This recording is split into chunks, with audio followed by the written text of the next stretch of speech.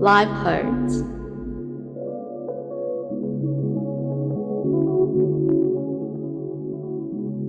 LifeHertz. LifeHertz. Episode 1. How do you even access this planet? Oh my universe. Good galaxy grief. What on moon is all of this? This all seems to be only three-dimensional. And real. After struggling to understand how to navigate what the humans call a metropolis and land, I understood it had not been adapted to intergalactic species such as me. But do not fret, for I have bumped into a very interesting human who, rather than walking, was rolling along, and I knew this human knew a lot more about how this human planet operated. His name he gave me is Mik Scarlet, a CEO of a charity that champions inclusivity and diversity. Well, my kind of human.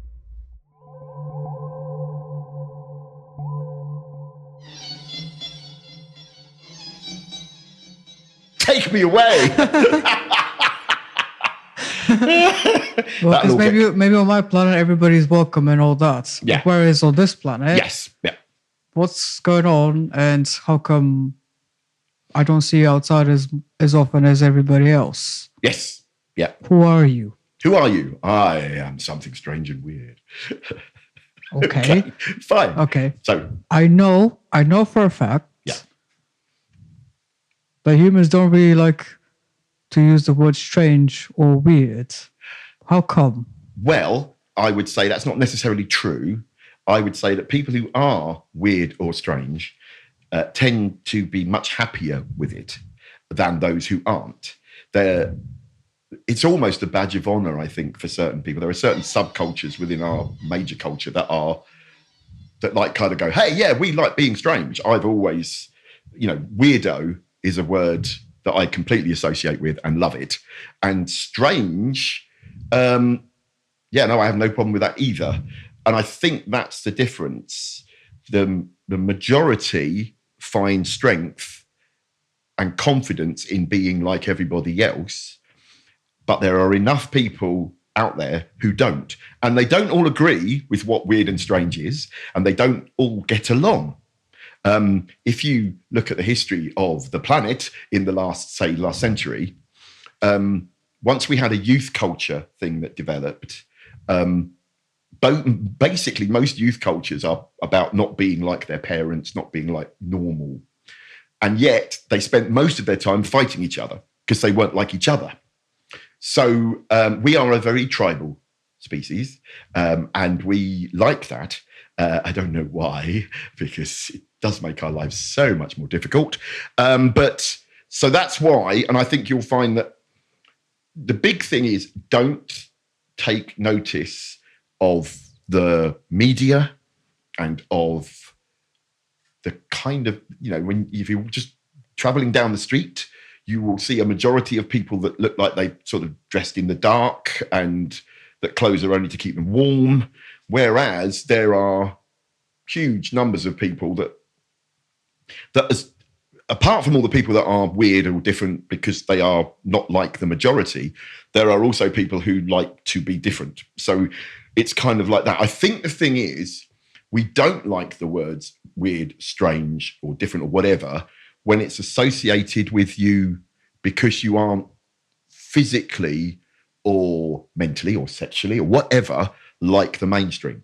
So if you are different naturally, then don't call us strange. But if you are different because you choose to be, most people will go, I like being strange. In fact, it's a badge of honor. So I agree. I have come across people calling each other strange and humans saying to each other, oh, you look strange or you look weird. This isn't normal where I'm from. Right. Is this normal here? Well, yes. I mean, the thing is, I don't know, obviously not having been to your planet, but there are two, like anything, you can say something to someone and it be a compliment or a positive thing, or you can say something to someone and it be a negative thing. So if you are called strange or weird by a group of people who don't appear to be strange or weird, that tends to be an insult. But if you're called strange and weird by other people who are strange and weird, then what happens is that's a compliment. So, and I remember being at school, which is where we send children to learn. I don't know if you have that, but we do. And in school, it starts. That's where the normal starts, because there's so much pressure to be like all the other kids, to watch the TV they like, to play the games they like, to be like them.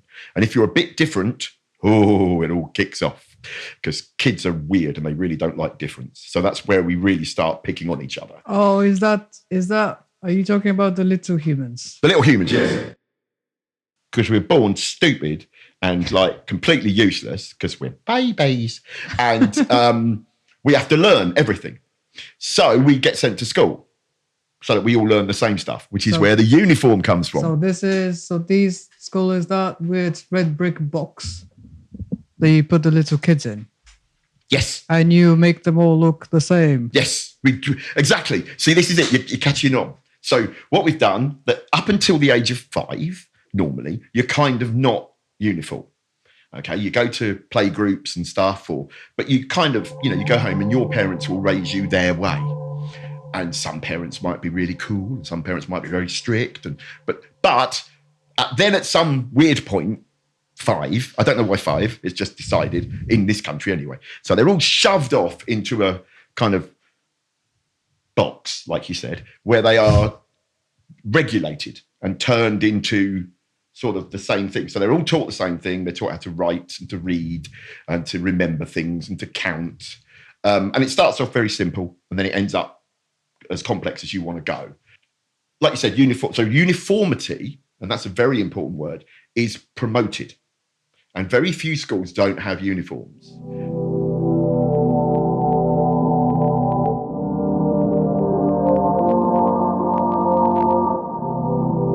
When I was young, because I'm very old now, I'm nearly 60. So let me get this straight. Yeah. In terms of years, so you're a big human. Yes. Nearly 60. Yes. So you've done 60 rotations of this planet around the sun. Yes, that's exactly it. Okay, so you've done 60 that's of those. I've managed 60 of those. We measure our lifespan by how many times we go around the sun. And that's basically because we've had to do that. Because I don't know, again, what your planet is like. You must have time and that, otherwise you wouldn't have been able to get here, because time is important to all of us. Anyway, so that's how we measure it. And so children have only been around for a very little while. But that's where uniformity starts, because it's like you've got to learn this stuff. You've got to learn the things we're teaching you. And the best way to get you to learn what we're teaching you is for you to do as you're told. So everything has to do as they're told. And so that's where, and some kids are really good at that, and they love it and they excel and they're really good at sports or learning or maths, and they kind of like that environment of going, you go over there, do this thing. But other kids aren't. And it used to be that we would say they are what we call naughty kids, or they would be called, not very clever because they couldn't learn. We now know that almost all of these kids are in some way or other what we call neurodivergent, which means that their brain works in a different way. And it's biological, so it's not something they can change. We used to, many years ago, believe that we have people that can write and do stuff with their left hand or with their right hand. And we used to think if you did things with your left hand, you were must be evil. So they used to be beaten until they could write with their right hand. So that stopped because we thought that was bad. And now we're understanding that actually the kids that find it hard, say, to read, they aren't sort of unable to read because they're silly. They're unable to read because their brain works differently, and so they can't see the words the same. So it's so we're learning all the while. And this is the great thing about being human, is we do learn new stuff, and then we look back at what we did before and go, oh my God, what on earth was that? And something else to look into is racism, which is still quite fervently going on in our planet. But if you look at that and you look at the history of that, you'll find that there was once a time when people from one race all believed that people from another race were less than they were. They were, less advanced, less intelligent. And this is something that was considered to be a fact. And now we know it was basically just a load of people wanting to be better than another load of people. And was, in fact, complete rubbish. So you humans just surprised me. Oh, sorry, I didn't mean you're all you realize you're all comprised of all the elements that we have up in the sky, in the stars, titanium. Right. Well, this is calcium, all of it. See, this is the point, though. You see, because what we used to do was we thought we had been made by magic pixie god type creatures, and so we thought we were better than everyone. So that's where it started, and then it got picked up by an empire. And if we make this our religion, we can keep our empire going for longer, basically was the plan. So then they all became Christians, and that meant everyone became a bloody Christian. So Christianity suddenly spread throughout the whole of the West because they had a Western empire. So then, but that was like 2,000 years ago, and like it was like, about 1,500 years ago is when it kind of crapped out, by which time it sort of got there. But that meant everyone who believed in it was white, because we're mainly white in the north and the south. The north of our planet is white because the vitamin D is so low because we get so little sunlight in winter that we had to develop pale skin to soak up as much sun as we can. In the middle of our planet, where it's really, really hot and it's sunny most of the time, most of the people there have dark skin to reflect the sunlight, to stop them burning. And also, they don't need to soak up so much vitamin D because they get it all day, every day. Whereas we've got to suck it up while we get it. So we started to think that everybody that was white was good. And then we discovered other people from different countries that were different colours. And we kind of went, well, they don't look like us. So they must be less than us. So we didn't treat people very nicely. And this is the root of where this sort of... we are tribal, and that comes from our evolution in that we had to work together as a little group of people to survive. So we developed that way of thinking, and that hasn't left us. But we as humans have only been here for 250,000 years. So 250 revolutions. So we're really new, and so we're really stupid, and we haven't really worked out. Our bodies haven't really properly evolved. If we hadn't have been clever, we'd have all died. It was only the fact that we could make tools to, skin animals and kill animals much bigger than us. So we had lots of lovely food, that we started farming, which very few other animals do. Ants do, apparently. But, they don't do it because they go, I need to do farming. Although we don't know, do we? Because we can't talk to ants. Who knows?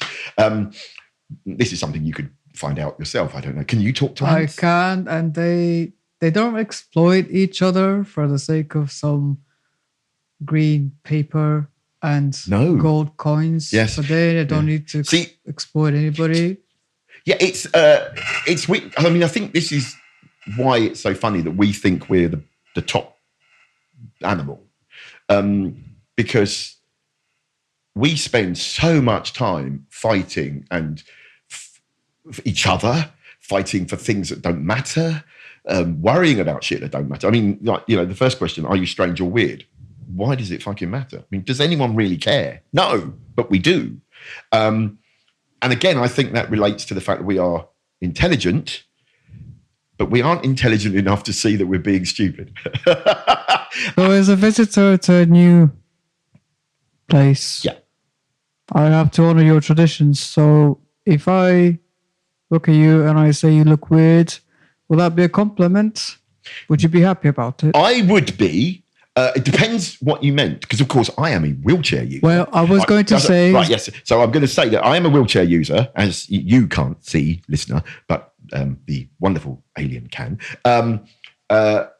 which might mean another load of explanation. So basically, in our evolution, we developed what's called a spinal cord, okay, which is the bit that connects our head, where the brain is, to the rest of our body. And our brain goes, move stuff, like I'm moving my arms, and it goes, yay, and the muscles fire, and it's all wonderful. That's another thing that kids learn, how to do that, because they don't come out walking.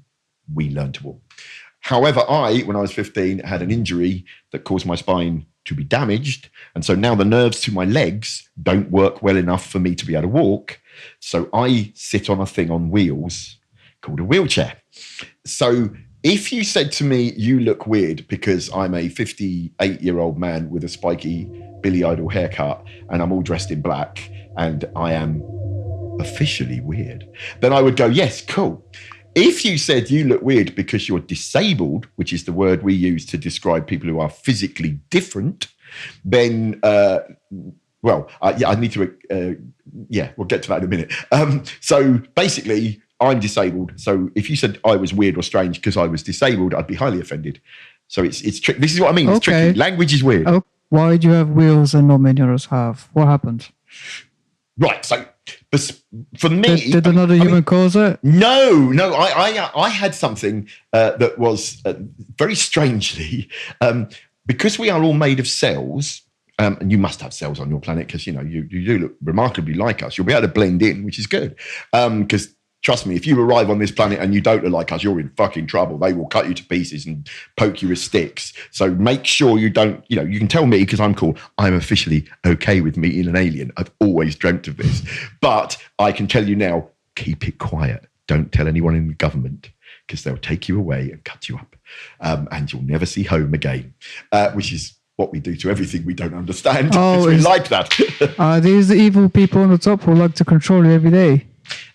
Yes, yeah. I don't know how your planet works, but here we have a hierarchy, and it's a hierarchy based mainly on the fact that the people in control are born of the people that were in control before, and that goes back to the last time we got invaded by a load of people that killed all the people that were in control last time. This is kind of how the planet works. No, ours is different. We share this collective consciousness, and it's all love and care. And we just generate lots of light. So we just noticed there was a bit of a glitch somewhere, which is why I was sent down to check. Yeah, no, we're the anti-you. We have a government, we elect a government, but we elect a government for people that want to be part of the government. So it's a bit weird. You've got to want to do it. Yeah. So so it means that the kind of people that do it are the kind of people that want to tell people what to do, as opposed to the kind of people that go, hey, do what you like. So you end up in a very regimented society again. So you've got people that went to school and actual, out there in the real world with all the other alien species. But if you zoom out, a person with less of the green stuff and a person with more of the green stuff, they're all made of the same chemical stuff. No, I mean, this is, again, we're back to the human need to be better than someone else, to be tribal. So, and we have allowed a system to develop where people at the top can amass the most stuff. So the most green, the most jewels, the most palaces, whatever. I've taken a walk down this grey path you call a road. Pavement, yes, pavement road, yes. Yeah, the road's normally black and then the pavements are normally grey. It's quite, trust me, but yes, I get what you mean. Yes, so I went down one of these and I observed how you like to put yourselves in boxes all the time. You go into a little metal box, it takes you from one place to another. Then you go into a different box, which you call school. Then you go to another box, slightly taller and maybe white, and that is your place of worship. Yes. And then you go to a different box where you like to intoxicate yourselves a lot. Yeah, we intoxicate ourselves a lot because actually existing is fairly shit. Because you're getting it now, aren't you? It's because you like to put yourselves in boxes all the time. Yes, well, each human is actually its own box. We all walk about with our self inside our head. We don't know what anyone's thinking. So I realized that life is precious and life is special, and there's more to it than green stuff, and there's more to it than worrying about what other people think about you, and that we all deserve to be treated better by each other.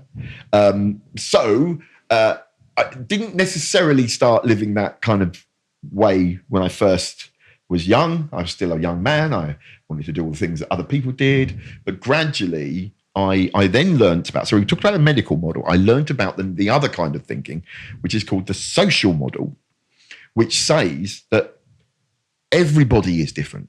This idea of uniformity, of normal, is untrue. Okay, so you're moving all the boxes then? Yes. So we've still got boxes, but what we're saying is it doesn't matter what box you're in, who you are, because that's all part of life. That's part of humanity. And so being able to walk or not is still part of being human. It's part of the evolutionary process. If you develop a spinal cord, you can break it, which means you won't be able to walk. So why is it less to be like that? Surely one of the things I always think is what it proves is how amazing we are as humans, that we can be so badly different, so massively from what we're meant to be biologically, and still function, and that we can find ways around it. A really important one is neurodiversity. So what it is you know you're talking about boxes. Well, what it actually is othering.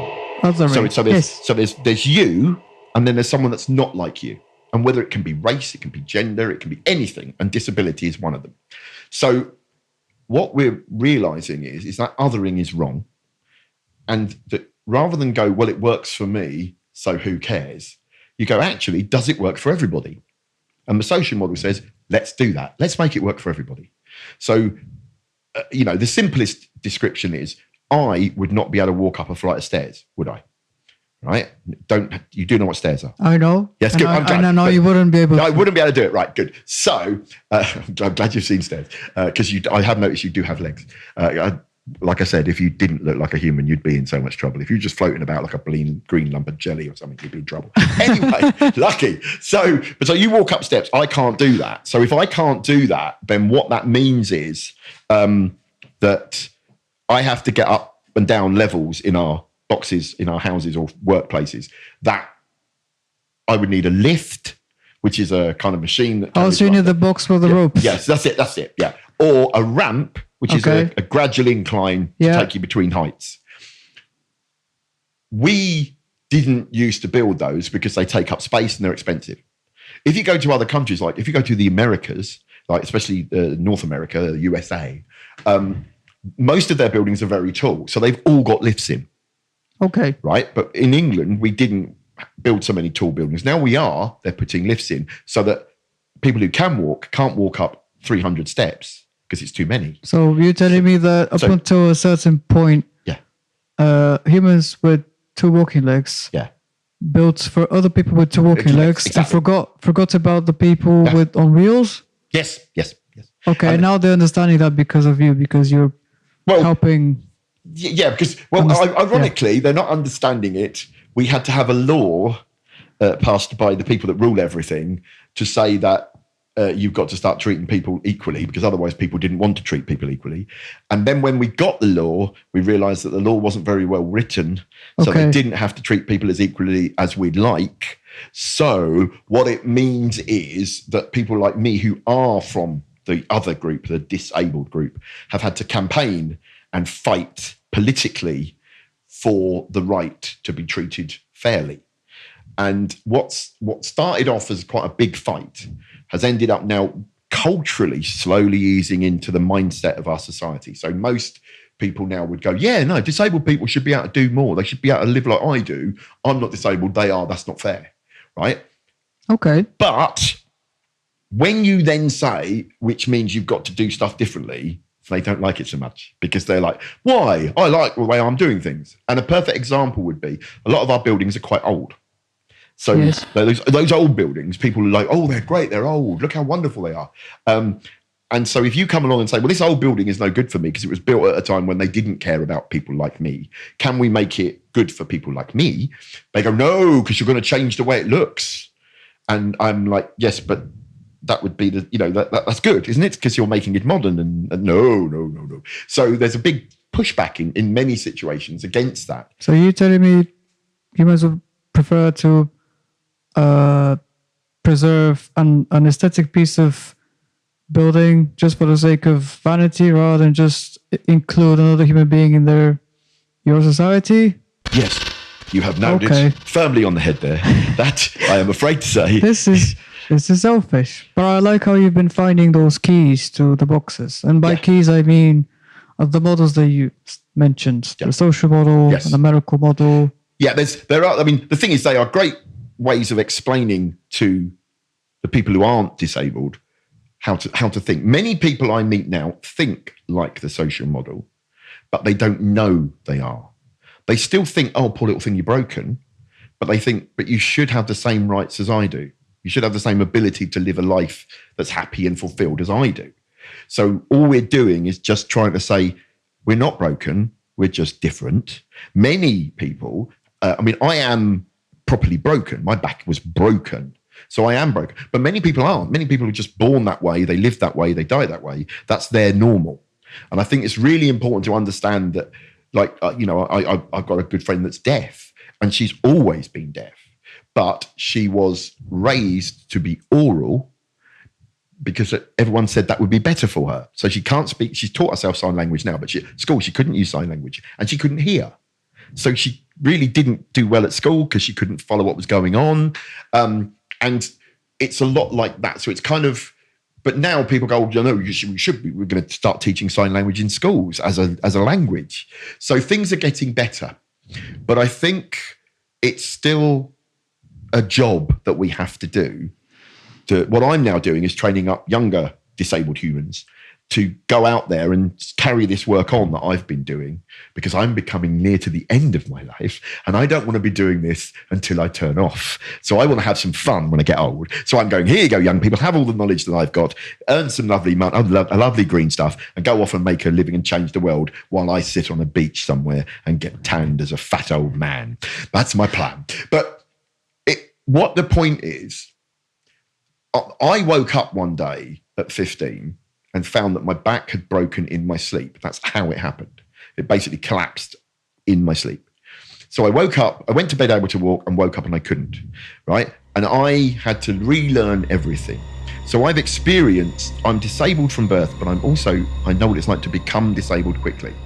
And so I want to build a world that can happen to you, because it can happen to anyone on this planet like that. Okay. It's that quick. This is dangerous. Right? Accident, illness, loads of stuff.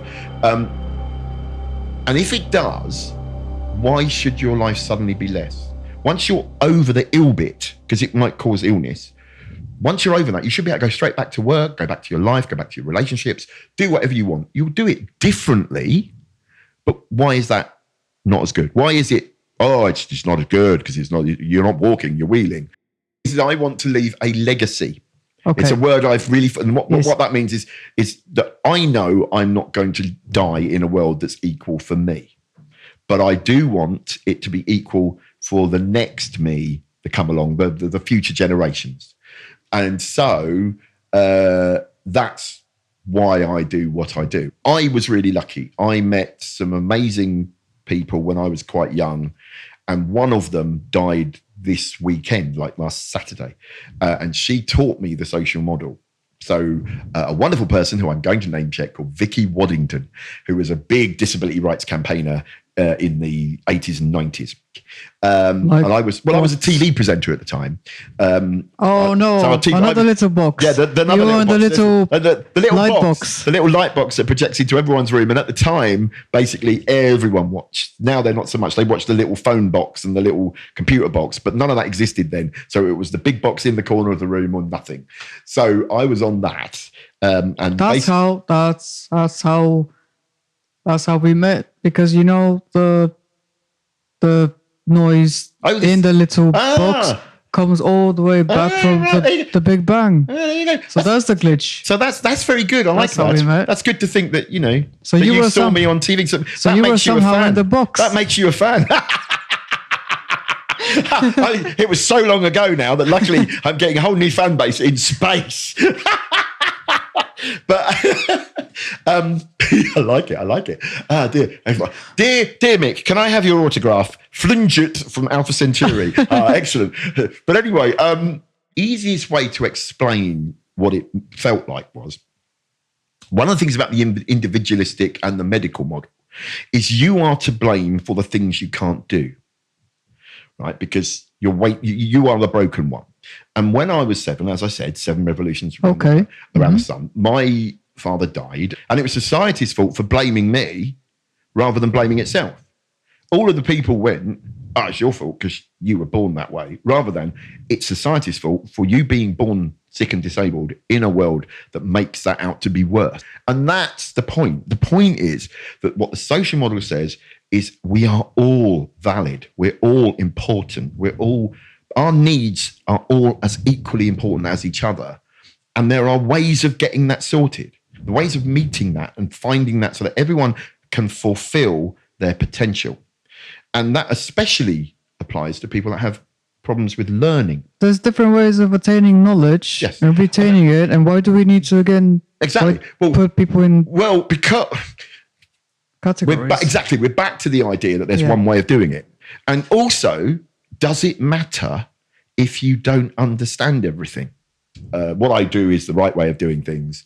And I suppose I'm one of those too, because I'm going around teaching people my way of thinking about the social model and about inclusive design and adaptations of society to make it a more inclusive place, which means I'm teaching other people that I'm right. But the good thing about the way I do it is I say, I don't know everything because I can only talk from certain points of view. So I am building a team of very great young people who have all got different impairments that bring their knowledge to a situation. So, we've got visually impaired experts, we've got hearing impaired experts, we've got neurodivergent experts, we've got a great team. And what they'll do with the help that I give them is go out and be able to work as a team together, changing the world. And I think that's it. One of the big things is in fact, going right back to the start, there you go, folks, it's a circle. Yeah. I would say that the people that are okay with being called weird and strange are probably the ones that aren't actually that arrogant, because they know there's more to everything than being like everybody else. And I think that's the key. And as we grow as a species, let's hope that we develop that, because that would be nice, wouldn't it? Yes. So for your practice with all the other younger people and through having them teach others through their own disabilities, it sounds like you could help more people come forward. Yes. And open up about their own. Ironically, it's funny because obviously my first impairment, my first disability is very obvious. I am a wheelchair user. But in the last 5 years, I've also discovered that I have a thing called Erland syndrome, which is a derivative of dyslexia. It's a neurodivergent condition that means I see the world differently in all ways. So loads of stuff happens, but words are one of the big ones. Words, numbers, printed things, written things, but also colours and the way things move and block shapes. And anyway, so that I didn't know about that, and I lived my whole life thinking everyone else saw everything the way I do. And then one night, while in bed with my wife, I said to her, "What way do the words move on your page?" Because we were reading in bed, and she went, "What?" And so I said to her, well, words for me, they raise off the page and they move in an anti-clockwise direction. And the wider the page and the darker the font, the more they move. The smaller the font, the higher they stand, and they move quicker. And at school, I couldn't read very well until I was about 9. And that was because I discovered comics. And we have a thing here for kids. Picture books. Stories. Yeah, that's it. And they have writing in little blocks. Yes. So all the writing moved, but it was little, so I could follow it. So I taught myself in my head to read words that were spinning. And that's how I learned to read. So suddenly I couldn't read, and everyone was like, oh, God, this kid's really thick. And then suddenly I went from a reading age of 6 at the age of 9 to a reading age of 16 at 9.5. I just got it. But I didn't know that the reason why I couldn't read is because when I looked at the pictures, the early reading books, that there'd be a picture and then there'd be some writing. The picture was fine, if a bit vivid, but the words were all moving. And I didn't know that everyone else. So I was like, one day I'll understand this moving lark, and not realizing that everyone else wasn't seeing that. So I was diagnosed with Erland syndrome when I was 53. And then last year, by accident, I was diagnosed with ADHD. Which means that because we all live inside our own heads, we don't share a consciousness. We don't know what everyone else is thinking and how they see it.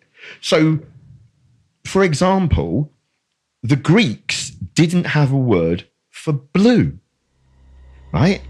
Which is our, I'm trying to look around. That's right, But yes. it's that colour, blue down there, right? Even though they lived in Greece, where the sky was blue all the bloody while because the sun was in it. What they had was different shades of gold, right? Because the sun shines gold through our atmosphere. Yes. Now, so that's a cultural thing, but it also is a cognitive thing. If you don't learn the word for blue, you don't have a word for blue, you don't know what blue is. But that was normal for them. For us, it sounds bonkers because we have a lot of blue. We like blue. And so how weird is that?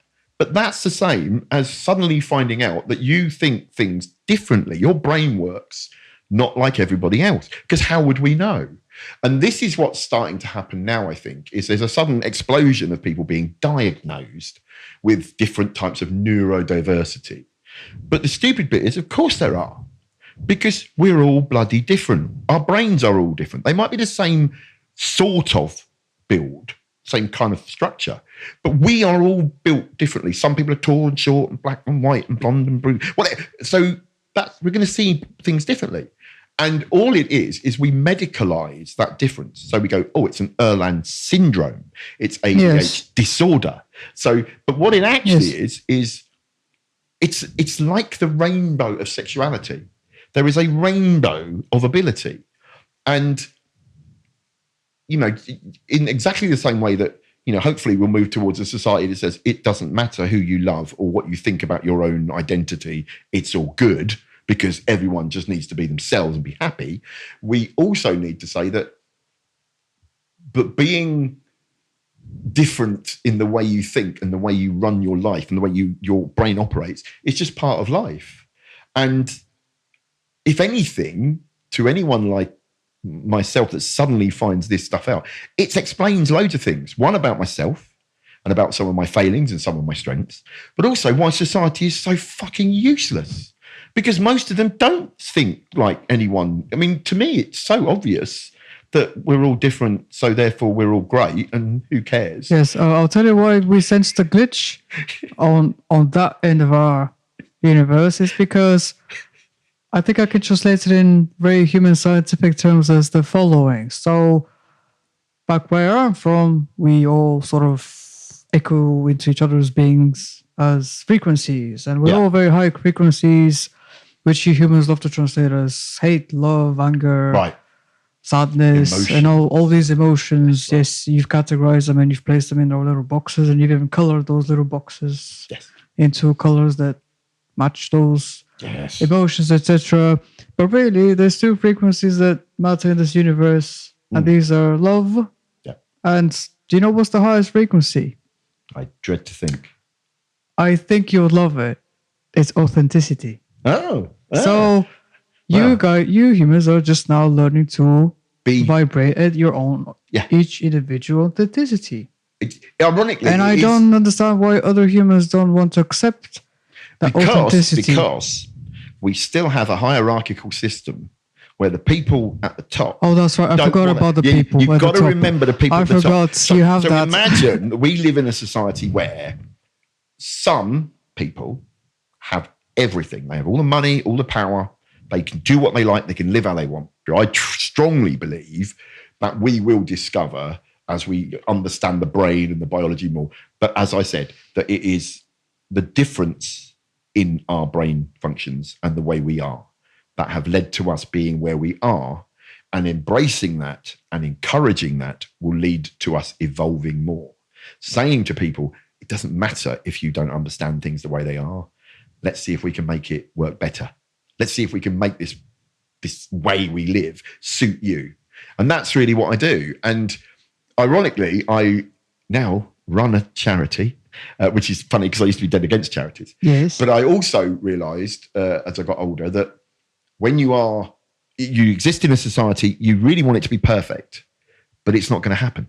So about legacy, I'm now trying to get the charity, what we do, a charity called Phab, And it used to stand for something I'm not even going to mention Okay. that was outdated. It used to stand for physically handicapped and able-bodied. And it was basically in the 50s, disabled people were just ignored. And the club was set up, the charity was set up to get people together, to get them to mix. Okay. Because if you don't mix with disabled people, you don't know that they're just like you. So and also disabled people don't get the chance to do things like the non-disabled kids. So that's what it's about. We dropped that name because we don't like those words. They are bad words, outdated and incorrect. Able-bodied doesn't work because a lot of people who are disabled have bodies that work fine, but they are disabled in other ways. Because society, like I said, like it's reading, a whole spectrum. Exactly. So basically that's it. Anyway, but what we do is we create situations where people can get together and just have a great time. And what's weird is we used to be about physical impairments, but now we work much more with people with learning and cognitive impairments because they are still so excluded from our society.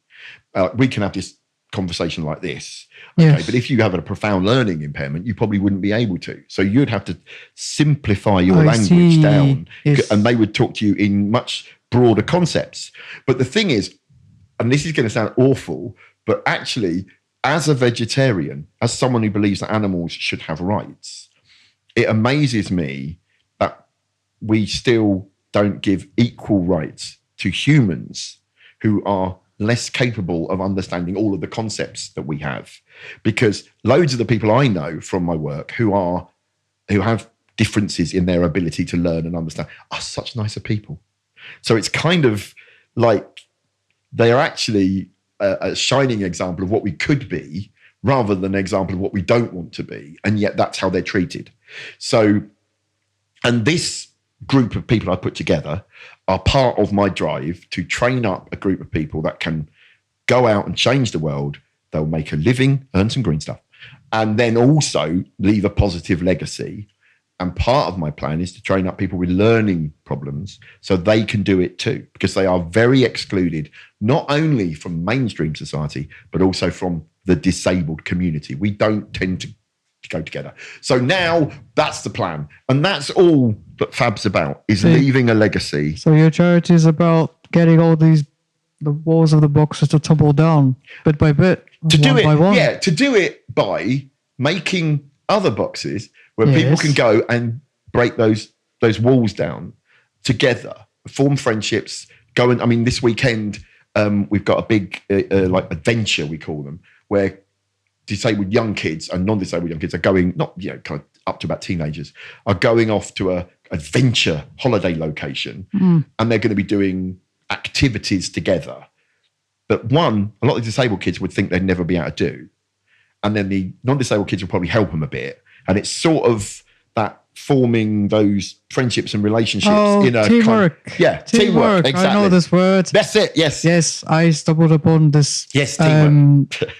I stumbled upon this, piece of text about it's a sort of an allegory for teamwork, as humans would describe it as an allegory instead of saying directly what teamwork is about. Why say anything directly when we can make up a load of rubbish about it and create a story? It wasn't rubbish though. I really liked it. So the story goes that there's one person with no legs and another person who is visually impaired. Yeah.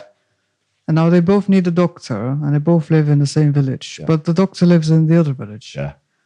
So how do they get from one place to the other? Well, the person with no legs has the knowledge and the wayfinding, and is able to direct where to go. Yeah. Whereas the visually impaired person is strong and stocky and can carry the person with no legs on his back.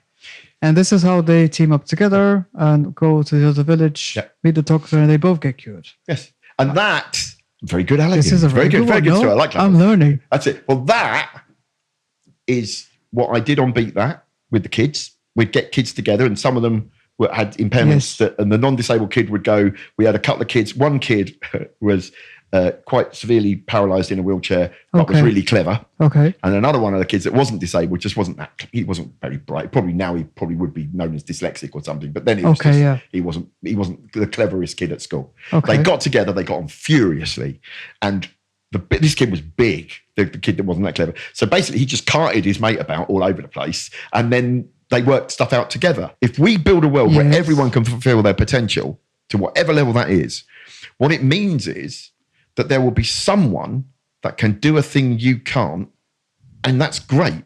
So I can't play football, right? But someone else can. Brilliant. Yes. But I can play music, and very many footballers probably can't.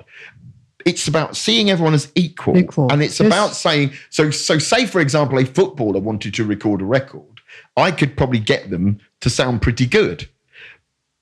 And I don't know how he'd get me to play football. There's a pretty bad analogy, that one, Mick. But actually, it's sort of, that's it. It's we all have strengths and we all have weaknesses. So what? And it's making a world that says, I'll help you if you help me. I'll support you if you support me. I'll adapt to you if you adapt to me.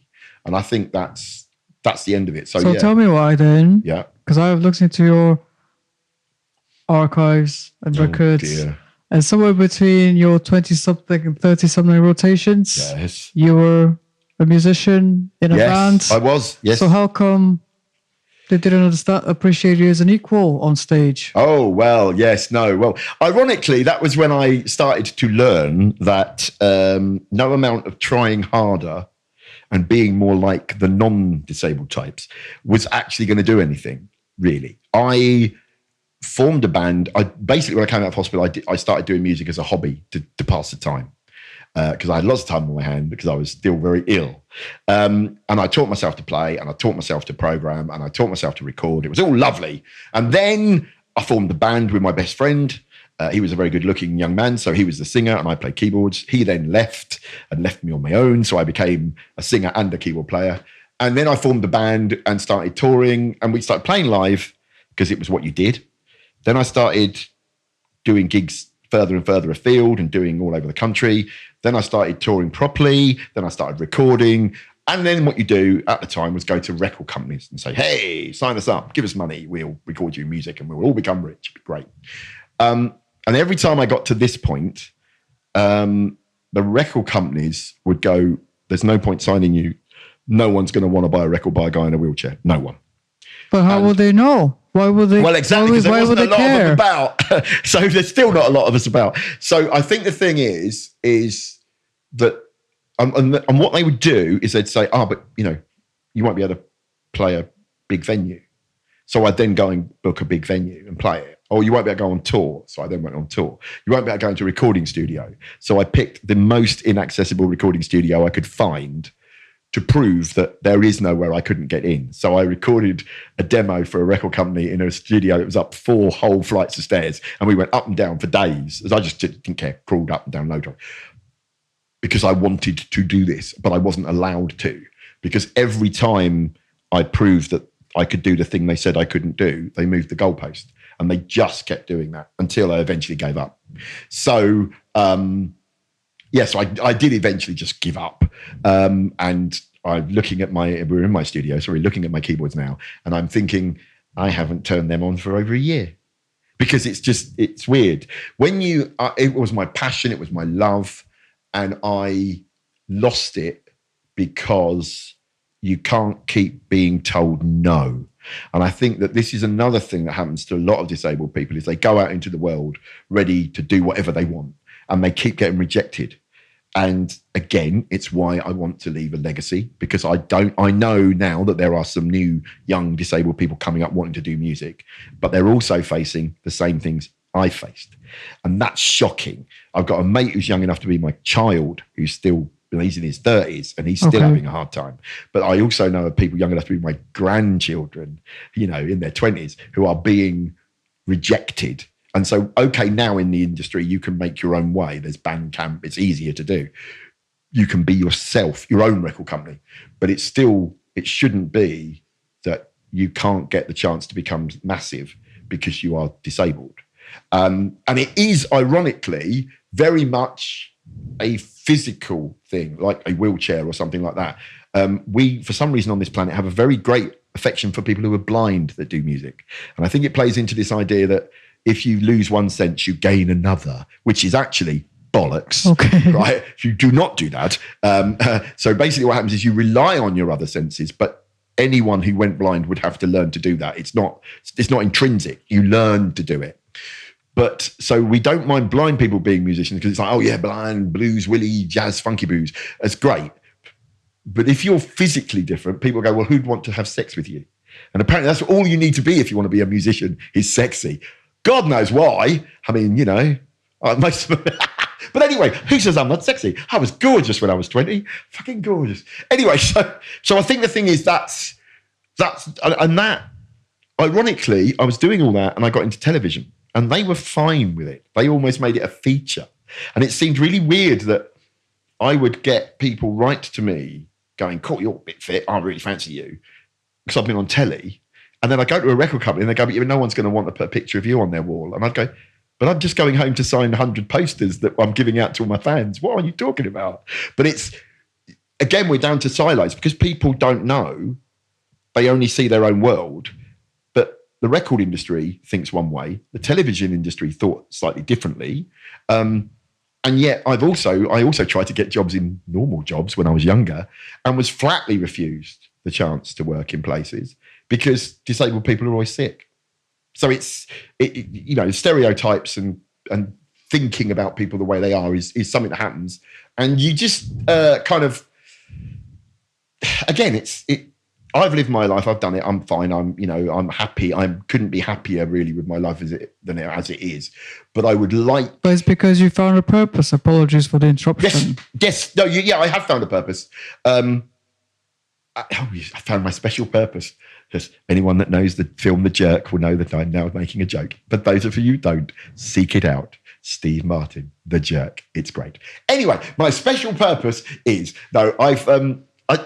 but that, ironically, that purpose is that it shouldn't keep happening. Do you know what I mean? It's yes. That I could go. A lot of my disabled friends have kind of gone, I want to make sure I'm all right. I want to live a living and I want to, that idea of building up green stuff and looking after yourself. But I suppose because, like I said, I saw so much death when I was young, I know that you can't take it with you. So you can have fun now, but really, I'd rather... When I die, I want to lay on my deathbed going, I know that in 100 years they'll build statues to me and hail me as a god. But and unfortunately, I really need loads of money and to probably start a war to do that. But anyway, but yeah, I just think it's but I suppose it is the fact that I don't have kids. So I do genuinely think about all the disabled people I meet as my kind of offspring. All the younger disabled people are, come unto me, young cripples, and I will change the world. But that's it. I want, I don't want it. I don't want a world where a kid born today that gets diagnosed with cancer in 6 weeks, that has exactly the same treatment I had, which still leaves loads of kids paralysed, that they would grow up in a world where they faced all the stuff that I did. If you leave a world that's the same as the one you came into, what a fucking pointless life. I think this is very kind and selfless, and there should be more humans like you. So so can I come to your planet, please? For the alien, will you allow me into the alien brotherhood or sisterhood, or what is it? You don't have brothers and sisters, do you? You're kind of like you. We're all the same. We're all part of one. So the alien oneness. So because as a child, I was super into space and sci-fi. It was my massive obsession, and I just loved it. And I used to lay in my garden in my parents' backyard. And you look back in time into the stars. And I would go, come and get me, because I knew there were aliens out there, and now I know I've been proved right. Beat that, all you scientists. But anyway, I used to just sit there and go, come on, because it seemed so obvious to me that I wasn't really from Earth.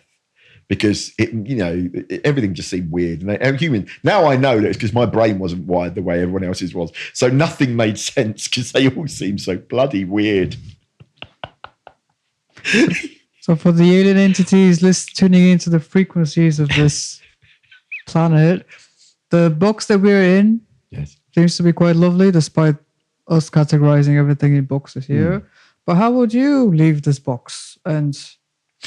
you mean how would I leave my flat? Right. See, I mean, this is a thing that we can design buildings to be great for everybody, right? But we don't, because we think boxy, and we think pretty.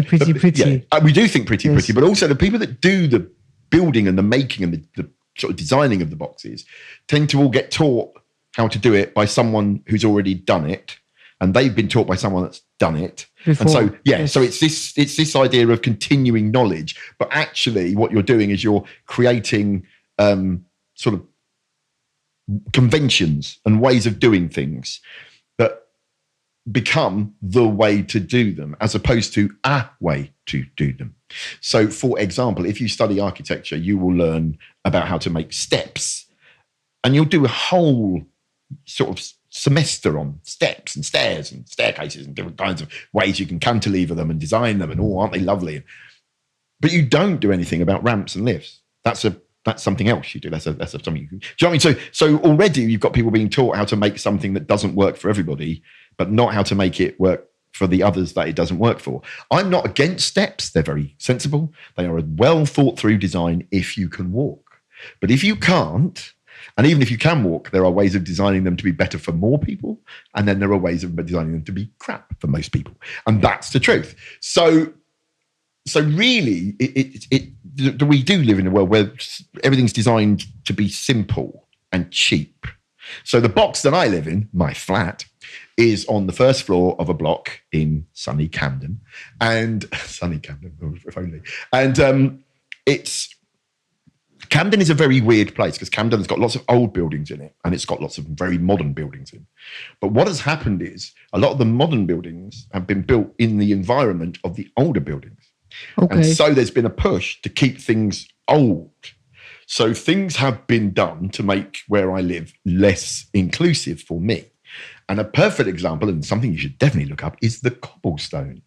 Now, cobblestones were used a long time ago to create roads and surfaces because they were basically just stones that were just bashed into shape and fitted in together. And it was a very good way of working when you were talking about a long time ago.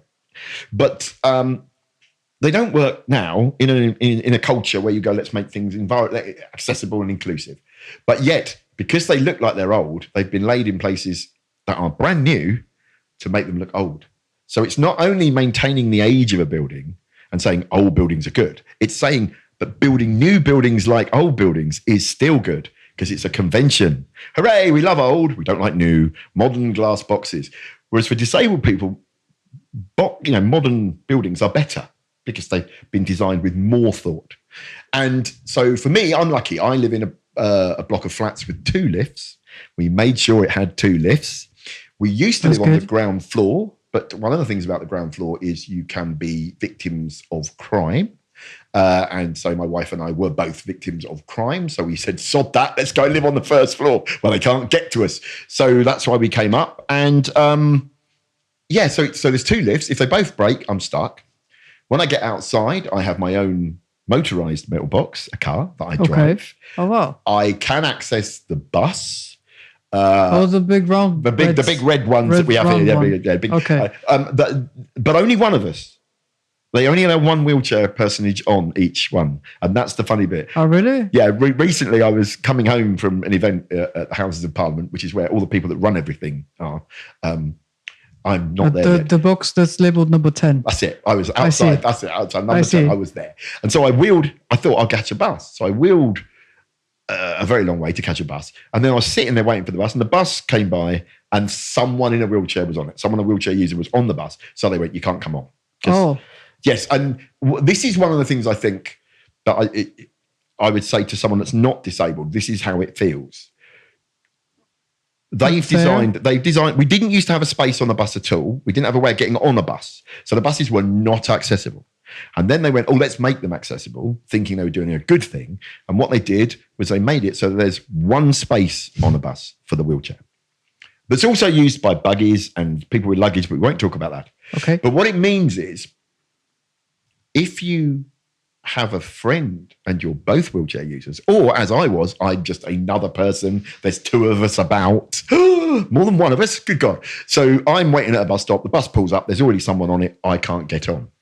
Now, can you imagine what other people, non-disabled people, would be like if they went, I'm ever so sorry, madam, we've already got a black woman on the bus?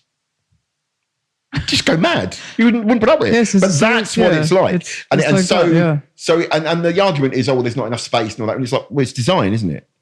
Buses are a kind of triumph of wasted space, I always think.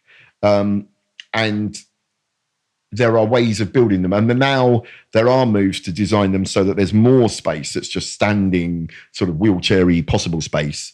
But again, this is this thinking. We started thinking we don't need to design buses at all for access. Then we went, oh no, we do, but we only need to do a little bit because, oh, aren't we nice? We've done a little bit. And now we're thinking it needs to be more. And eventually, probably with the invention of self-driving cars and that kind of thing, what will happen is all of that kind of vehicles will stop. And then you'll be able to hire automatic, like a kind of, almost like a taxi that's like a bus that just comes to your house, you get in it, and that will be accessible, and then it drives you somewhere. And that will be hugely liberating to anyone that cannot drive. The visually impaired community is like, yeah, come on, we need it now, because that's going to be fantastic, right? And that's the thing. What we're saying is, if you listen to us now, while we're inventing these things, while we're making technology better and coming up with new ideas, you'll end up with a world that works for everyone, because we'll live longer. We're already living really near to 100. Right, more over 80% of people who live to be older than 75 will become legally disabled. They will have an impairment or a loss of function in some way that means that they are under the law described as disabled. So that means that for 15 or more years of your life, no, 25 actually, or more years of your life, 80% of people will be disabled. So in my world, you'll be able to do more than you can in this world.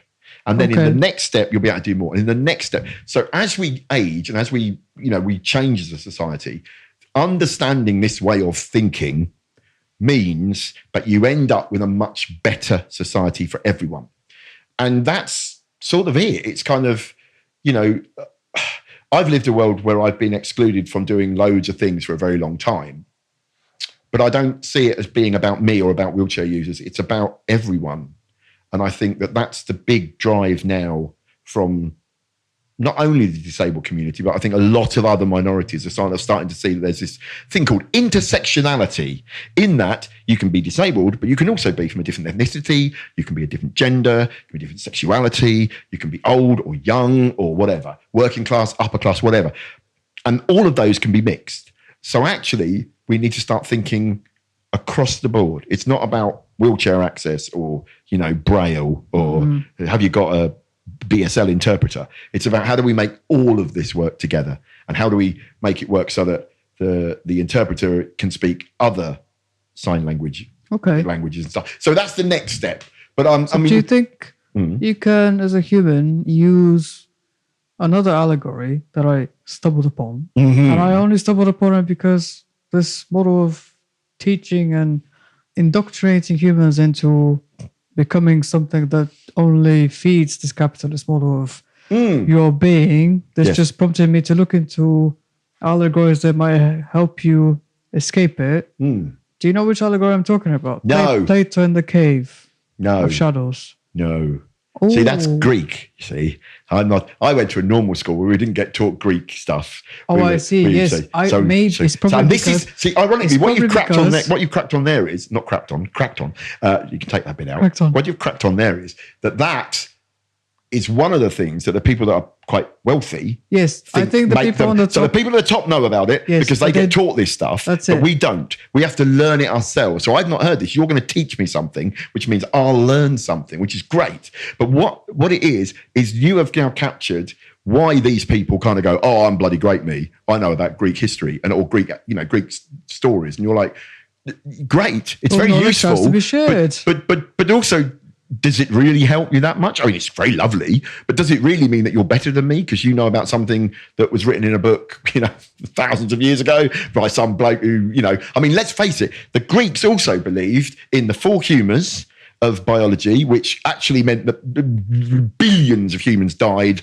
because medicine was so shit Right up until very recently, people were still, bleeding people with leeches and making them vomit and stuff because of the 4 humours. Very gruesome. There was all. Yeah. The Greeks had very strange beliefs about the hierarchy of gender and all the very strange people. So what's funny is that I know this. I know these things about a group of people that were actually, if you look at their knowledge, thick as shite. But they also started democracy. But they started it in a way that meant that only the rich could be the democracy and all the poor people had to just put up with it and all stuff like that. So basically, a lot of reasons why our society is flawed comes from the Greeks and the Romans. If you look at the Celtic people, very different way of running things. And I say that as a Celt, right? He says proudly. We had a much more egalitarian way of doing it. So it was kind of like the boss of the village was kind of the one that could defend the village best, or the one that did the things the best. We looked at women for being able to cure us and nurture us, and I mean, a lot of the early gods were all female, and yet all of a sudden it flipped, and suddenly our Father who art in heaven. Very masculine. Whereas before it was hooray for the Mother Earth, the mother of giving birth to things. So yes. Anyway, tell us the story. Educate me. Oh, it's just another allegory, a bit more abstract than the one about the 2 people that go to the doctor. So this one is just imagine some people placed in a cave and they're facing the wall of the cave in that dark void. Yeah. And just imagine there are people outside the cave and they've got these sort of shaped, sort of carved out shapes, say like an animal or hearts or something. And they use these as shadows and fire up a torch and cast the shadows of these objects onto the wall in the cave where these seated people can just sit down. Yeah, they can see the shadows. So they don't know whether the shadows are real. They only look at the shadows. Yeah, they can only see them. The troublesome thing about this allegory is that the people that are sat down in the cave are sort of chained up. And I understand that this is what's happening to this human world as well. I see what you mean. So what you mean is that these people in the cave are chained up, which is like being stuck in your ways. Yes. And they see the shadows, which they think are animals or whatever. They're real, yes. And they don't know that they're not because they haven't got the intelligence. They haven't got the knowledge. They haven't got the access. Yes. Do you know what? It's funny, actually, because one of the things about that is we as humans mix up knowledge and intelligence a lot. And a lot of people that are at the top think they're intelligent, but they're knowledgeable. They've been taught a lot of stuff. Whereas a lot of people at the bottom are intelligent, but they didn't get the opportunity to learn. And so actually we're kind of, and it's really important to understand that you can be knowledgeable, but not very intelligent. And you can be intelligent and not very knowledgeable. Yes. And one you can change. You can change. If you're intelligent, you can educate and become knowledgeable. Yes. But if you can't, then you never will. The next step is, does that matter? Well, it does if you're in a position where you can influence the lives of others. So that's the point. In a positive way. Yes, exactly. Yes. It's, if you can use your knowledge and intelligence to make the better world, great. If, however, you use it to keep things the way they are because I'm all right, Jack, then, which is a saying, and you can look that up. Okay. So therefore, you're all right, so I don't care about everyone else. Then that way you're not adding to anything. You're not building on the... I suppose the thing is, because like the question is, do you, as a person on the outside with a sort of shape and the torch, do you then go and put it down and go in and go, don't worry, they're not real, they're shapes, it's all rubbish. Tell you what, let me free you and turn you around and show you what we're doing. That's what I'd want to do. I think that's what you need to do. But I think that other people would go, ha, look at the fucking idiots, look at them, they're scared of the shadows, stupid stars. And that would be funny. And I think then that would be, and that's thinking about yourself. So yeah, and that's a human thing. Some people are one and some people are another. One day we'll see, it might change. I don't know. I won't be here. But I think I've got 30 years maybe at the most ahead of me, which is still quite a lot of time.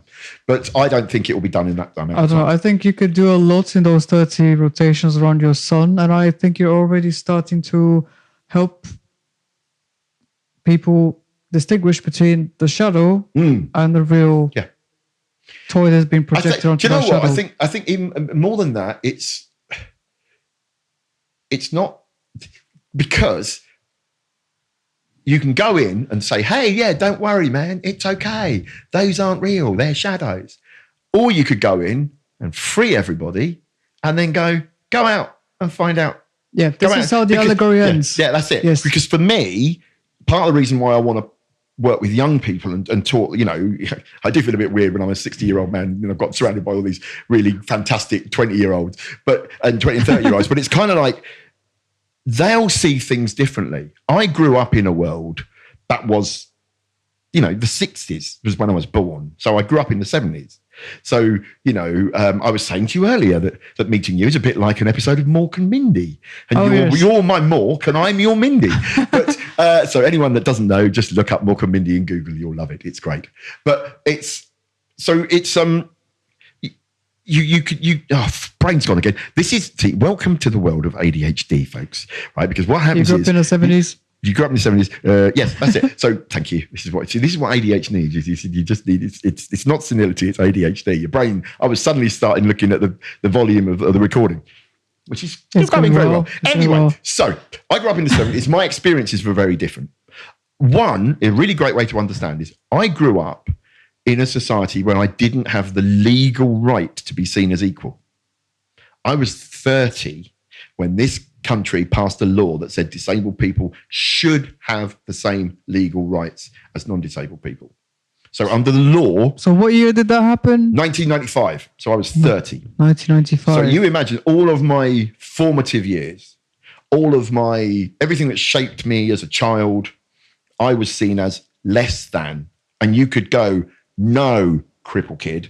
And that was totally legal. You could say, no, you can't come into this club. You can't come into this venue. We don't want to employ you. You aren't worth it. No, go away. Fuck off. Oh. And everyone could do that legally to your face. And you were like, oh, okay, sorry, mate. Oh, my galaxy. So you humans just rely on a piece of paper that says, no, he's not a human. Oh, yeah, no, don't think we do it because we're nice.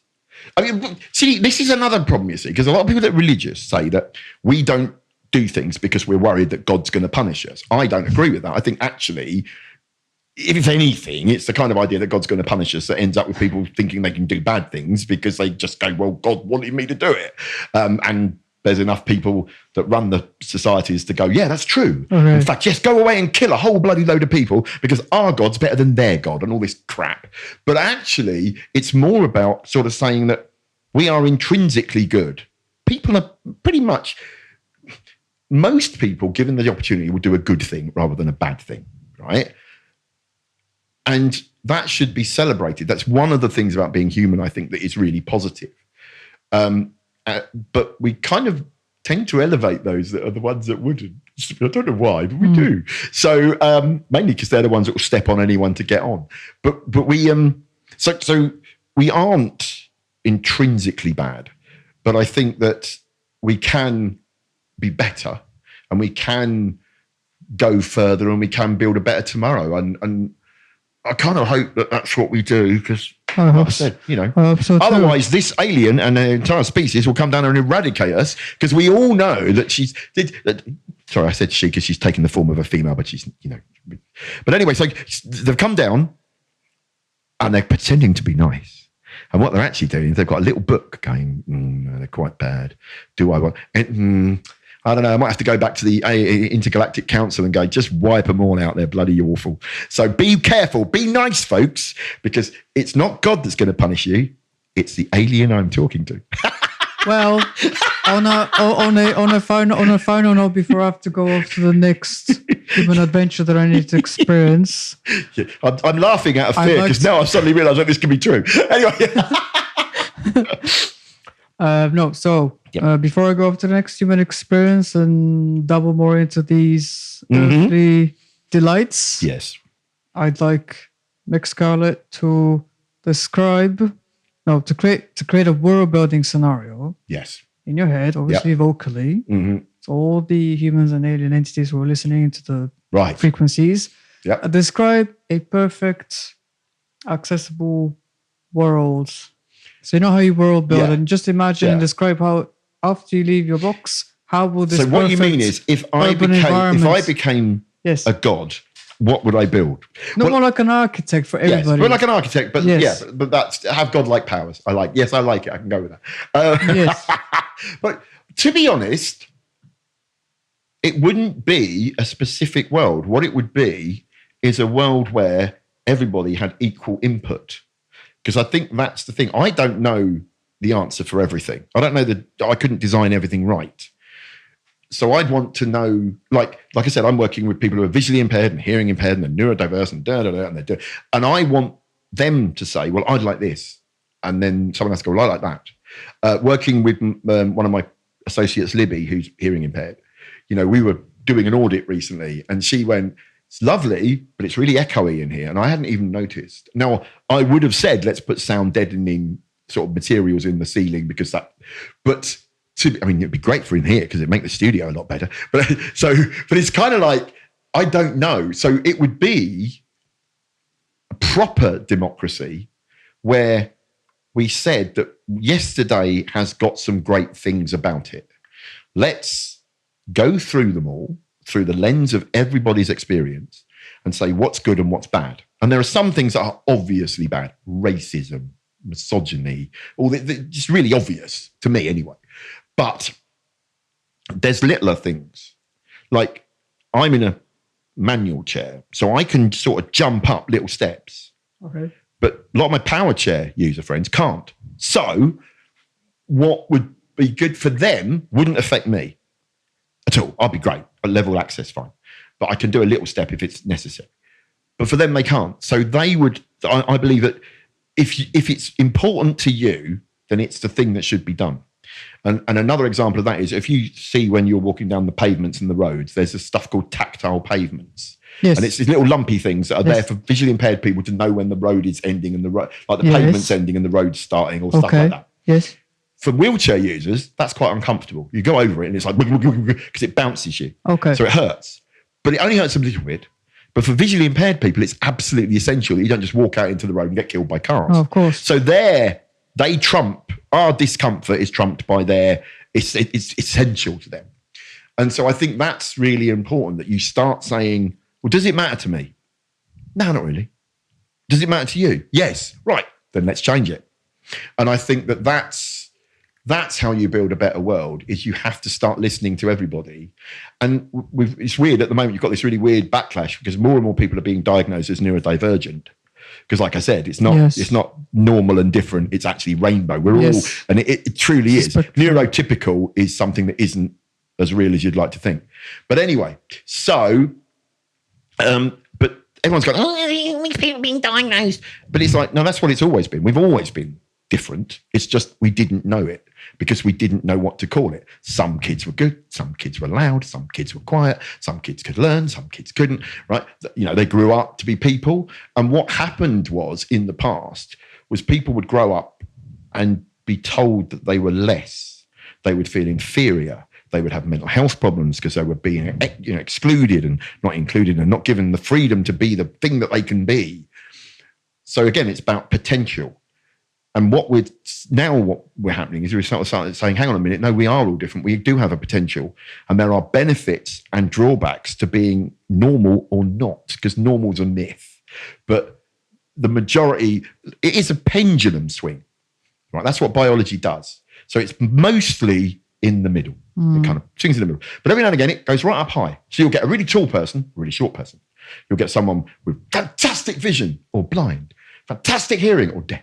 Right, but mostly it's in the middle. But the swings are still swings. They're still different. You're not even if you're in the middly bit, the normal bit, you're still different from each other. And that's the bit we've got to welcome the big extremes of the pendulum, but also welcome the bits in the middle and say that there's nothing wrong with being, I'm on the left of the swing or on the right of the swing. And I think that's what I would do. I wouldn't actually build a world and go, there you go, welcome to Mik World. Because if it was, and I'm going to talk about another kids' TV show from the 70s, it would be like a kids' TV show called Charlton and the Wheelies, which was a kids' thing. Look it up, folks. It's great. And there was it was in a world where everyone had wheels, because it was a little sort of stop motion animation, and making everyone have wheels was easier than making them have legs, because legs are hard to animate. Right? Okay. So putting everyone on wheels was really easy. You just moved them about, and that was great. Okay. So, and then all of a sudden there was a dragon from another dimension called Charlton, who for some reason came from the north of England, so had a northern accent. Hello, little old lady. Okay. And he'd pop up, and he fell into the world, and he was a happiness dragon. He came from a dimension where everyone was happy. But in Wheelie World, they weren't that happy, because there was an evil witch called Frenella who could walk. And so I love the idea that the baddie could walk, but then the good one coming on, and they could walk as well. And so basically it was the goodness of the happiness dragon against the evil Fenella the witch. And then everyone else was on wheels. So the whole world was designed for wheels. So all their houses had little low ceilings. There was ramps everywhere. It was all great. But it meant that this big tall dragon couldn't get in anyone's house because it was standing up. So he was disabled by the environment, which is the exact social model in a 70s hippie freak out kids TV show. So that's the world I'd design. But then you see it mean it would be bad for my wife, because my wife can walk. So I would say, I would want to say, let's live in a world where I can get stuff and she can get stuff. So it's kind of more adaptable, modifiable. Modular. Yeah. So what you mean is we're going to build our boxes with even smaller boxes that are all interchangeable and modular. If it enables all of humans and doesn't disable do you know what some we need humans? to do? We need to just become entities of thought. Energy entities, and then we'd be all right. But then you'd have people that were, different levels of energy of thought. We'd probably end up building another structure. As humans, we'd probably end up building another hierarchy. Be like, oh, well, you're a blue thinky thing and I'm a red thinky thing. And next thing you know, we'd be at Think War. And I don't know. I as an epilogue, I just sense that humans just need to forget their instilled fear that if somebody has some power, then they might lose it over the power of somebody else. Yeah. To be honest, I don't get why anyone wants any power over anyone anyway. I don't get the point of it. I don't either. Yeah. This is just a very human thing. The idea, they're all doing what I say. I mean, I've been famous, and so I understand that there is there is a joy to being kind of someone. Oh wow, that's that guy. We'd want to be with him. That's great. But to then have that as a means of control, I don't get it. The only thing I want anyone to do is think for themselves. Think, this has got to be a better way. If I can be the best that I can be, and the guy and the girl and the thing and whatever, the small furry alien from Alpha Centauri next to me can be whatever they want to be, then that way, brilliant. And it's not like if I achieve all the things I want to achieve, it doesn't detract from someone else achieving what they want or not. And in a world where you can achieve, when you are able, you're not held down because of your class or your ability or your race or your gender or whatever, then it just means everyone's just making the world a better place. And humanity then moves forward. Whereas at the minute, we're kind of just cyclically going round and round and round. I mean, it looks like we're going to have another world war, doesn't it, soon? So I'd get off the planet before that happens, because that's going to be, this time it's going to be a right shit up, right? But basically, why are we doing it? It's the same reason we did all the other ones. Someone rich is arguing with someone else rich about resources. Yes. One rich person doesn't like what one other rich person. I'm the leader. I'm do as you're told. Oh yes, he's a strong leader. It's all bloody rubbish. I mean, we might wipe ourselves out this time. That'd be great, wouldn't it? And then what will happen? You can pretty much do anything if the environment is right. And so. So is environment what you refer to as this aggregates of human and interspecies interaction? Yeah, that is supposedly outside society. Peaceful we call it society. Okay. And basically, if you live in a world, what used to happen was the world would be built for people who could do everything like the mainstream. So walk, think, read, all that stuff. See, hear, think like everyone else. And so you were excluded if you were different. So you were put in a separate box. Yes, up until very recently, you were mostly put in a box that was like a hospital and locked away from society. It was only in the last, in our prehistory, when we were pre-industrial history, we all just got on with it. Everyone lived together. And if you had cancer, you died because there wasn't the medicine to cure it. Lots of illnesses and injuries would kill you. But if you didn't die, you just became part of society and were looked after. And that's been proven right back to the very early stages of our sort of evolution. But when industrialization came along and the system of going, if you make something a lot and cheaply, we can sell it and make a load of money, green stuff again. Green stuff. Yeah. So that then led to a complete change in how we viewed the human body. And that led to institutionalization, or putting people in boxes, of disabled people. And we were all shipped off. So, and what was really weird was industrialization also led to a massive increase in people being injured because they were using machines. So loads of people would be injured and then they'd be farmed off to hospitals or put into workhouses, which were kind of the nightmare concept of putting people in places where they had to work for nothing so they could eat. It was a great time, the Victorian era. Anyway, but over the last, let's think, what is it, about 70 years, 60, 70 years, we've started to change the way we think. We used to think that people who were disabled were broken and that they were inferior in some way and that they needed looking after or they needed to be cured. And that we have people here on the planet called sociologists and psychologists, and they understand how society works, sociology, and how the brain works, psychology. And they use things called models to explain what it's like to be for many different groups. So there's models of gender and sexuality, childhood and aging and wealth and all that stuff. And there's also models of disability. And the one that developed through the Industrial Revolution, we would have called we call the medical model, which said that you are broken or inferior, and so you need to be cared for, cured, or looked after, or locked away. And that's sort of what happened. And you know, there were even points in our history where we would put people with what we call mental illness into great big boxes and then charge people who weren't mentally ill money to come and look at them and throw things at them. That is, if you don't mind me cracking this very human joke, that sounds very sinister. And it's a joke in your language because of where sinister comes from. Just like you mentioned earlier, left-handed people were treated badly because they were thought as evil. Yeah. So then left in Latin used to be sinister, sinistra. Yep. And therefore we decided to turn a whole word about evil into sinister. Yes. Well, that's a bit sinister. Yes, it is. And yes, I see you're learning already. This is wonderful. The worst bit is you're learning and you're just going, what the f are this lot doing? So basically, yes, we aren't very nice. And what people like myself are trying to do is to get people to be a bit more nice. And it sounds a bit silly that we have to, I've spent the last 25 years of my life campaigning and working and training people to be nicer to each other.